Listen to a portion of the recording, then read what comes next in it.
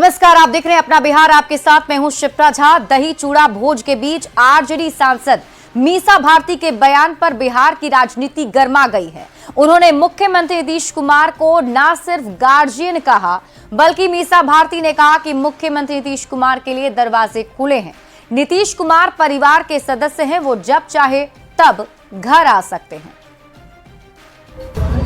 नीतीश जी को बुलाने की क्या आवश्यकता है, वो खुद भी आ सकते हैं। परिवार के सदस्य हैं नीतीश कुमार जी हमारे।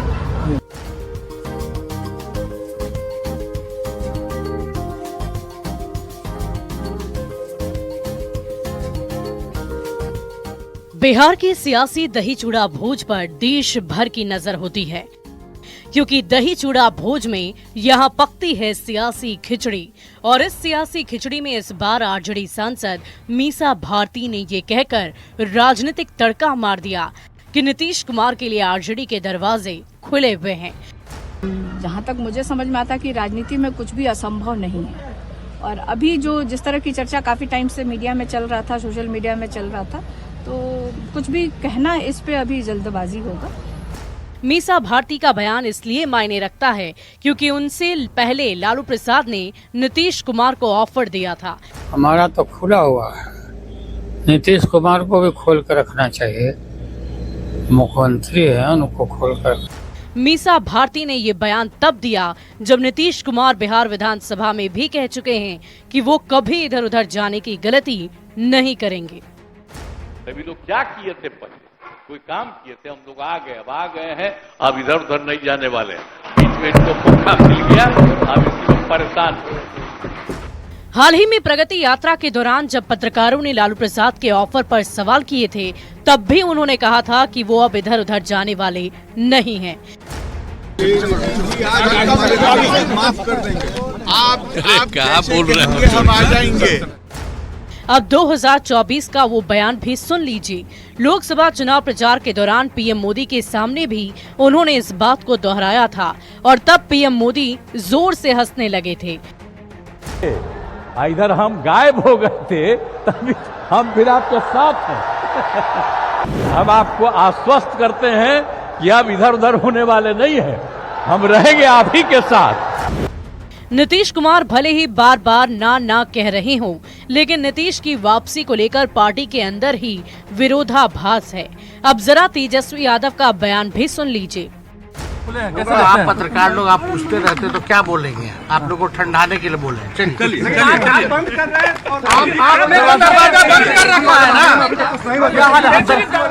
मीसा भारती के बयान पर जेडीयू ने भी चुटकी लेते हुए इसे पार्टी और परिवार के अंदर वर्चस्व की लड़ाई बता दी है।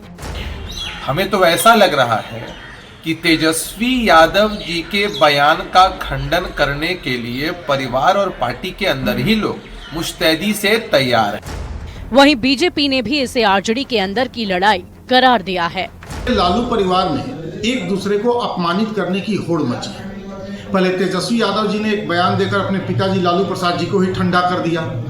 अब मीसा भारती जी तेजस्वी यादव जी को अपमानित कर रही हैं। बारी बारी से सब एक दूसरे को अपमानित कर रहे हैं। बिहार में चूड़ा दही का सियासी महत्व काफी महत्वपूर्ण है, क्योंकि इस सियासी भोज में राजनीतिक खिचड़ी जरूर पकती है। ऐसे में दही चूड़ा के मौके पर शुरू हुई ये बयानबाजी कहां जाकर खत्म होती है, ये देखना दिलचस्प होगा। Bureau report, news 18। और देखिए, राजनीति यहीं नहीं रुकी, राजनीति कहीं और से भी आई। और ये भी था कि केंद्रीय मंत्री चिराग पासवान का चूड़ा दही भोज का कार्यक्रम। इस रिपोर्ट में देखिए। केंद्रीय खाद्य प्रसंस्करण मंत्री चिराग पासवान। अचानक खबर आई कि चिराग के घर पर सीएम नीतीश कुमार पहुंचे हैं। जब सीएम पहुंचे तब चिराग पूजा कर रहे थे। सीएम नीतीश थोड़ी देर चिराग के आवास पर रहने के बाद लौट आए।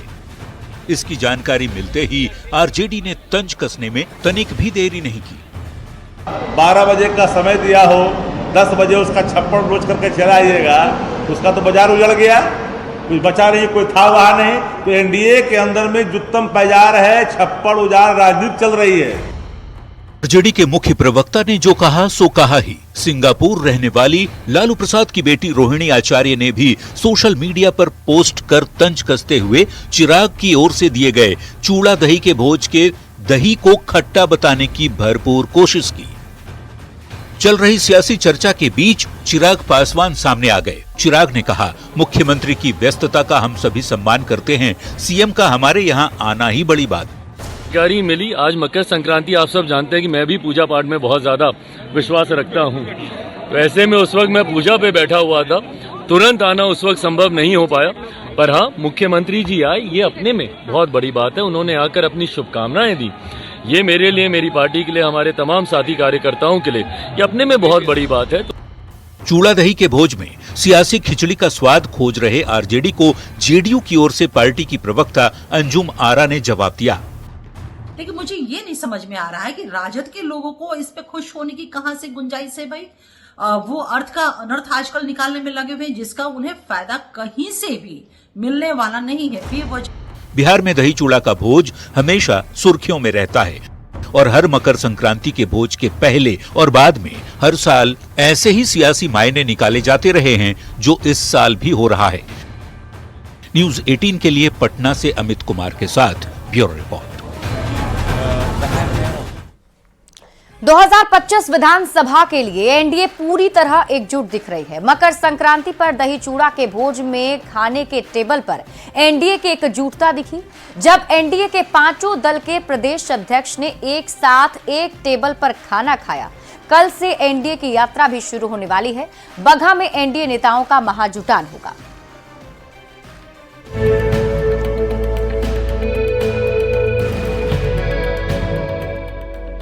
पटना में दही चूड़ा भोज की ये तस्वीरें देखिए। एनडीए के पांचों दल के प्रदेश अध्यक्ष एक साथ दही चूड़ा का आनंद ले रहे हैं। एक साथ एक टेबल पर चूड़ा दही का भोज खा रहे हैं। एनडीए किस तरह एकजुट है, आप इन तस्वीरों से अंदाजा लगा सकते हैं। एक ही टेबल पर बीजेपी के प्रदेश अध्यक्ष दिलीप जायसवाल, जेडीयू के प्रदेश अध्यक्ष उमेश कुशवाहा, आरएलएम के प्रदेश अध्यक्ष मदन चौधरी, एलजेपीआरबी के प्रदेश अध्यक्ष राजू तिवारी और हम के अनिल कुमार आपस में मिठास बांट रहे हैं। सभी प्रदेश अध्यक्ष ने एनडीए के दूसरे जो हमारे कार्यकर्ता सम्मेलन जिला स्तरीय हो रहा है, उसकी आज शुरुआत की गई है। दूसरे चरण का घोषणा कार्यक्रम किया गया है और प्रथम चरण जो बगहा से शुरू हो रहा है, उसके लिए आज हम लोग यहाँ से रवाना होंगे और इस अवसर पर आज की कार्यक्रम रखा गया है। नए ऊर्जा के साथ एनडीए गठबंधन आगे बढ़ने के लिए तैयार है। हमारे कार्यकर्ता पांचों दल के सेना बनकर आने वाले 2025 के चुनाव का आगाज कर रहे हैं, शंखनाद कर रहे हैं। कल से हमारी यात्रा वाल्मीकि नगर बगहा से शुरू हो रही है। विधानसभा चुनाव को लेकर एनडीए एक्शन मोड में है। एनडीए किस तरह एकजुट है, इसे दिखाने के लिए बुधवार से एनडीए की यात्रा शुरू होने वाली है। बगहा में एनडीए नेताओं का महाजुटान होगा। एनडीए के कार्यकर्ता महासम्मेलन में 5000 से ज्यादा कार्यकर्ता शामिल होंगे। इस यात्रा में एनडीए के सभी घटक दल बीजेपी, जेडीयू, एलजेपीआरबी, हम और राष्ट्रीय लोक मोर्चा के कार्यकर्ता जुटेंगे। इस यात्रा का मकसद सरकार के काम को जन जन तक पहुंचाना है। कल से यात्रा शुरू होगा बगहा से और उसके बाद बेतिया के बाद मोतिहारी, सीतामढ़ी, शिवहर और इस तरह करके हम लोग आगे बढ़ेंगे। माननीय मुख्यमंत्री श्री नीतीश कुमार जी के नेतृत्व में और हमारे प्रधानमंत्री श्री नरेंद्र मोदी जी के भारत सरकार के डबल इंजन की सरकार में बिहार बहुत ही आगे बढ़ रहा है। विधानसभा चुनाव को लेकर एनडीए अपने मिशन की तरफ बढ़ रहा है, तो क्या एनडीए की इसी एकजुटता से आरजेडी परेशान है? क्या इसी वजह से मीसा भारती ने नीतीश कुमार के लिए आरजेडी का दरवाजा खोल दिया है? क्या एनडीए की एकजुटता से आरजेडी में सियासी बेचैनी बढ़ती जा रही है?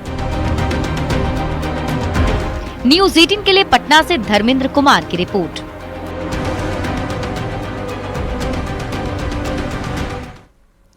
एनकाउंटर पर मंत्री नीरज कुमार ने ऐसा बयान दिया जिसके बाद बिहार की सियासत सुलग गई। मंत्री नीरज कुमार बबलू ने कहा कि आरजेडी में अपराधियों का जमावड़ा है, एक एक अपराधी का एनकाउंटर होना चाहिए। नीरज कुमार बबलू के बयान पर आरजेडी और कांग्रेस ने जोरदार पलटवार किया।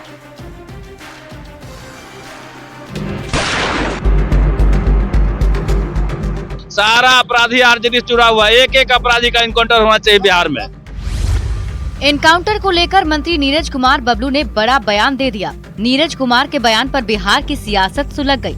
नीरज कुमार बबलू ने एक बार फिर आरजेडी पर बड़ा हमला बोला। नीरज बबलू ने कहा कि आरजेडी में अपराधियों का जमावड़ा है, सारे अपराधी आरजेडी से जुड़े हुए हैं, एक एक कर अपराधी का एनकाउंटर होना चाहिए। आरजेडी में अपराधी का जमावड़ा है, सवाल उन्हें उठाएंगे, कौन उठाएंगे? सारा अपराधी आरजेडी से जुड़ा हुआ है, एक एक अपराधी का इनकाउंटर होना चाहिए बिहार में। नीरज कुमार बबलू के बयान पर सियासी बवाल मच गया है। आरजेडी के साथ अपराधियों के गठजोड़ वाले बयान पर कांग्रेस और आरजेडी ने सख्त ऐतराज जताया, तो बीजेपी और जेडीयू ने नीरज के बयान को सही ठहराया है। आखिर क्या कारण है कि बिहार सरकार के मंत्री के भाई आज भी अपराध करके बचे हुए हैं, उन पर कार्रवाई के लिए नीरज बबलू जैसे मंत्री का ध्यान नहीं जाता है। और अपराधी का कोई जात नहीं होता। अगर कोई जात है सर्वाधिक बांटिएगा तो सबसे ज्यादा अपराधी इन दिनों भारतीय जनता पार्टी में, जो उत्तर प्रदेश से लेकर बिहार तक देखे जाते हैं। नीरज सिंह बबलू जी ने ठीक ही कहा है कि बिहार में जो भी अपराधी हैं उन एक एक का इनकाउंटर होना चाहिए, अपराधियों को बकसना नहीं चाहिए। ये ठीक बात है। डू एंड डाई का फार्मूला अपनाना होगा। बिहार में अपराधियों और भ्रष्टाचारियों के लिए कोई जगह नहीं है। कोई कितना बड़ा भी अपराधी क्यों ना हो, अगर अपराध करेगा वो बख्शा नहीं जाएगा।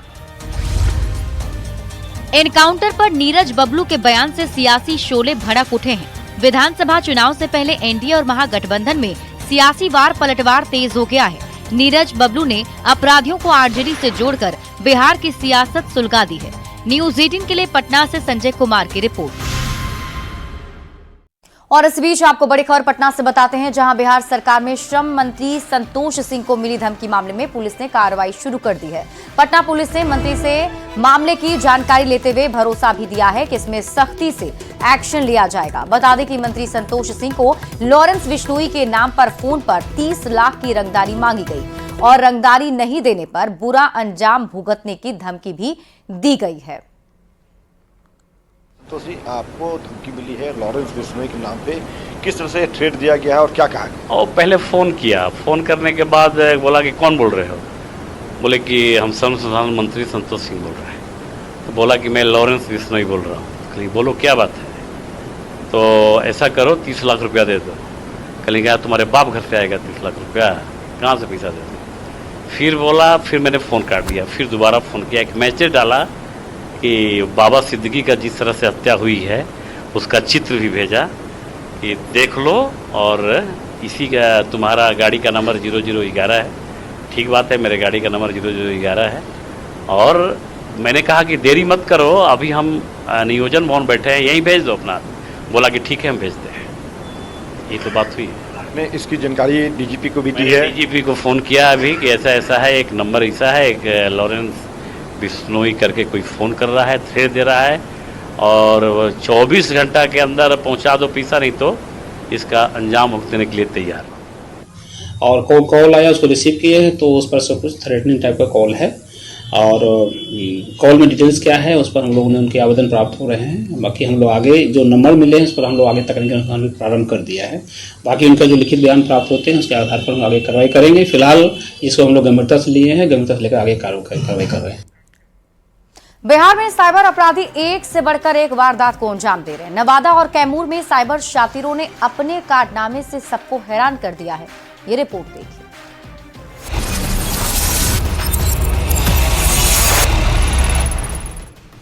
बिहार में साइबर शातिरों का जाल फैलता जा रहा है। साइबर ठगी के अनोखे मामले सामने आ रहे हैं। नवादा में फोन पे के फर्जी एप्लीकेशन से ठगी का मामला सामने आया है। दरअसल साइबर ठग मशीनरी हार्डवेयर की एक दुकान से ग्राइंडर मशीन खरीदने गया था। ग्राइंडर मशीन खरीदने के बाद वो फोन पे एप्लीकेशन के जरिए ऑनलाइन ट्रांजैक्शन किया। ऑनलाइन ट्रांजैक्शन करने के बाद वह देखने लगा। इतने में ही दुकानदार ने उसे रोका और कहा पैसा नहीं आया है। इसके बाद साइबर ठग ने दोबारा दुकानदार को फोन पे एप्लीकेशन से पैसा भेजा। फिर भी दुकानदार के खाते में पैसा ट्रांसफर नहीं हुआ, जबकि साइबर ठग के मोबाइल में ट्रांजैक्शन सक्सेसफुल दिख रहा था। इसके बाद दुकानदार को शक हुआ कि युवक साइबर ठग है। दुकानदार ने शोर मचाते हुए युवक को पकड़ लिया। बार आप डाल रहे हैं, आने रहा है तो बैठते हैं ही, फिर उसके बाद वो निकलने लगा धीरे धीरे। पकड़े उसको, फिर बोले फ्रॉड है क्या, तुम लोग बार बार डाल रहा है, 2-3 बार कैसे नहीं जाएगा। तो फिर वो बाद में सारा कहानी बताने लगा कि हाँ भैया ये फ्रॉड ऐप है, एक दूसरा ऐप से पेमेंट किया। ठगी का एक और अनोखा मामला कैमूर से आया है। कैमूर में उत्तर प्रदेश के हाथरस के रहने वाले एक शख्स और उसके 2 दोस्तों को बंधक बना लिया गया। बंधक बनाकर पैसे की डिमांड की गई, लेकिन पुलिस ने सभी को मुक्त करा लिया है। कुदरा की रहने वाली एक महिला ने अपनी लड़की से शादी को लेकर वीडियो कॉल से लड़की को दिखाया। शादी करने के लिए 11 जनवरी को यूपी के हाथरस से लड़का अपने 2 दोस्तों के साथ कैमूर पहुंचा, जिसके बाद ठगों ने भगवानपुर थाना के बभनी गांव के जंगल में उन्हें बंधक बना लिया और फिर पैसों की मांग की। सूचना मिलने के बाद पहुंची पुलिस ने तीनों को मुक्त कराया। एसडीपीओ भभुआ और टाउन इंस्पेक्टर अपने फोर्स के साथ इसमें त्वरित कार्रवाई की और इसमें तीनों लोगों को जिन्हें डिटेन किया गया था उनको सकुशल छुड़ा लिया गया है। अभियुक्त लोग थे, वो अंधेरे का फायदा उठा करके भाग गए। हम लोगों ने उन्हें चिन्हित कर लिया है, उनकी पहचान भी हो गई है और शीघ्र उनकी गिरफ्तारी भी की जाएगी। बिहार में साइबर ठगी से जुड़े अनोखे मामले सामने आ रहे हैं। साइबर शातिर एक से एक तरकीब अपनाकर लोगों को चूना लगा रहे हैं। ऐसे में जरूरत है आपको बेहद सतर्क और सावधान रहने की। न्यूज़ 18 के लिए नवादा से अनिल विशाल और कैमूर से अभिनव कुमार सिंह की रिपोर्ट।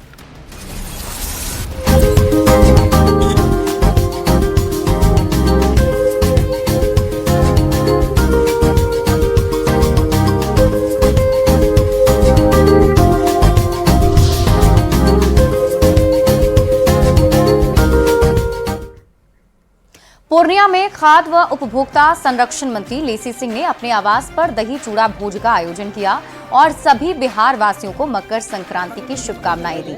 इस दौरान मंत्री लेसी सिंह खुद अपने हाथों से लोगों को दही चूड़ा और तिलकुट परोसती नजर आईं।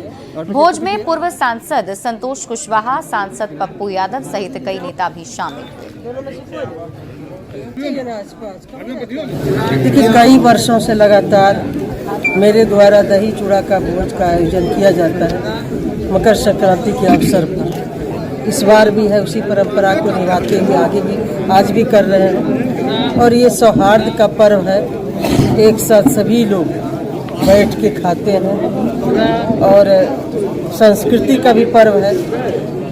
इस मकर संक्रांति के अवसर पर सभी पूर्णिया वासी, धंधा वासी, बिहार वासी की शुभकामना देती हूँ।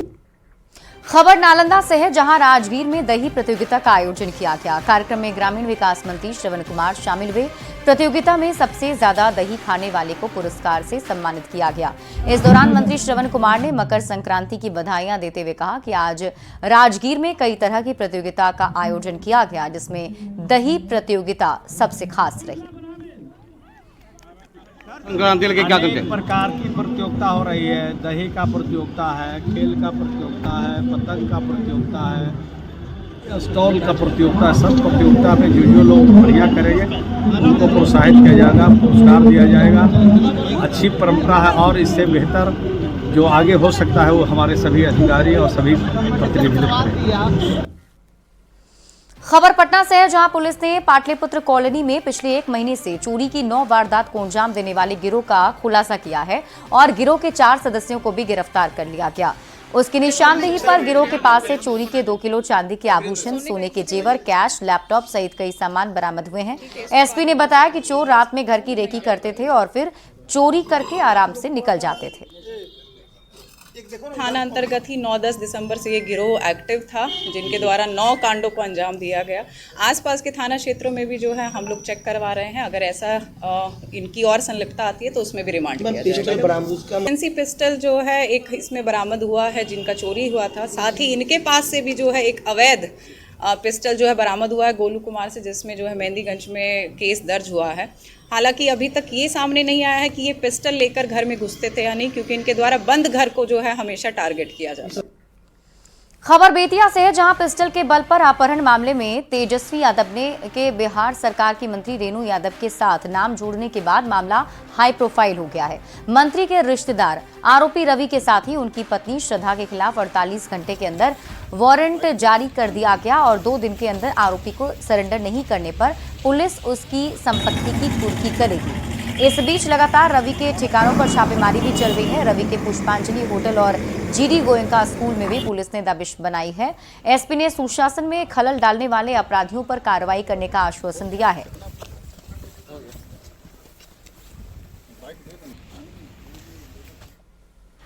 और फिलहाल इस बुलेटिन में अभी के लिए बस इतना ही। आप देखते रहिए न्यूज़ 18 बिहार झारखंड।